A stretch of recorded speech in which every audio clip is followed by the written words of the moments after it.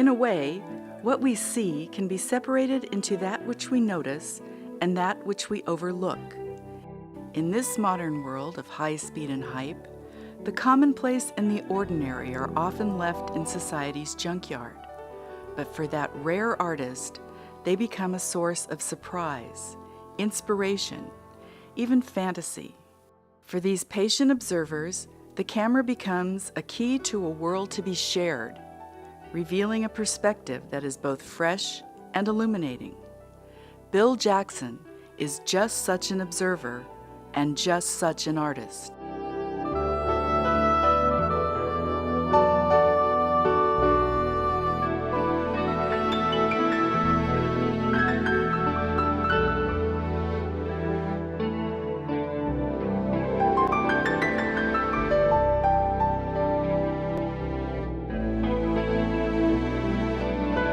We're all programmed, many of us are self-programmed, to move ahead in one direction and not necessarily see what's on our left or our right.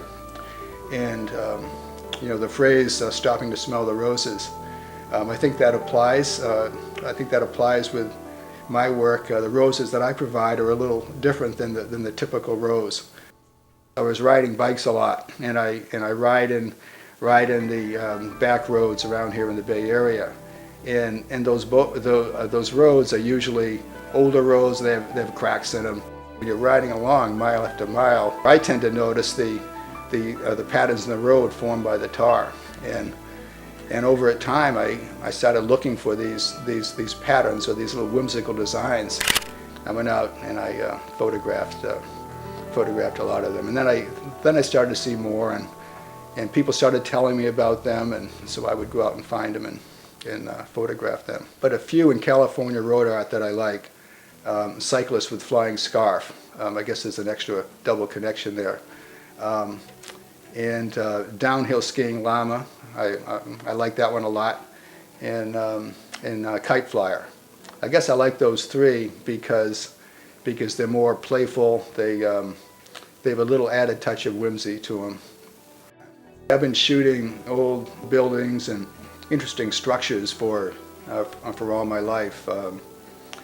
I enjoy doing it. I get a lot of satisfaction out of being in the field, finding subjects to shoot and doing it. It's very enjoyable to me. There are a few there that I like. There's one image called Leaping Dog.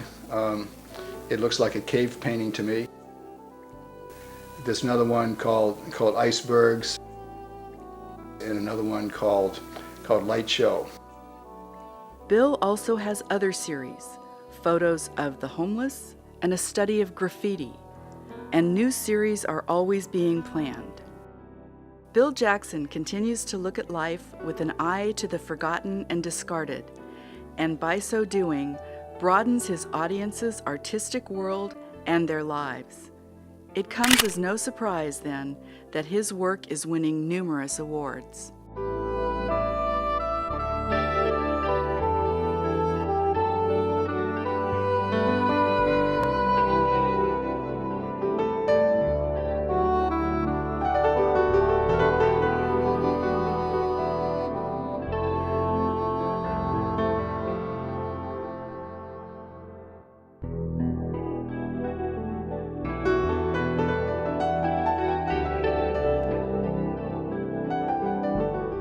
My photography and my poetry come from the same place within me, and it's only when they get to the surface is that they take different routes. I don't think there's a separation. It's not like something I do out here and I'm someone else. I don't think there's a separation between myself and the art that I do, and I think that's true for many people. I find what I do to be important to me. I enjoy it a great deal, and if what I do is of interest to others, then I take added pleasure in that as well.